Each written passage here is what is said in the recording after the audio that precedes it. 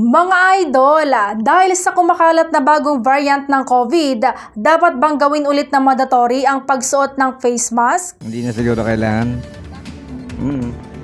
Yun nga rin, ganun din yung sitwasyon sa weather ngayon. Sa tingin ko po, okay lang po na maging mandatory siya because para rin naman po sa safety natin, especially na tayong mga estudyante is everyday na pumapasok sa school. So sa tingin ko okay lang po na maging mandatory ulit ang pagsusuot ng face mask for our safety.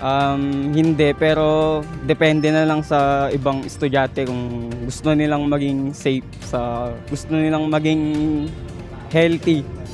Yun, magsuot kayo ng face mask. Ay, depende po. Kasi may mga taong kahit walang COVID, nagmamask pa rin naman. Kaya kung sino yung gustong mag-face mask, yun na yung magsusuot. Sa akin po is hindi na po.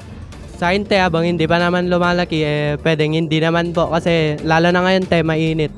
Sagabal din sa mga estudyante ngayon yung pagsusot ng face mask. Tsaka hindi din pag naging mandatory wala na namang klase. Mahirapan na naman sa online class yung iba.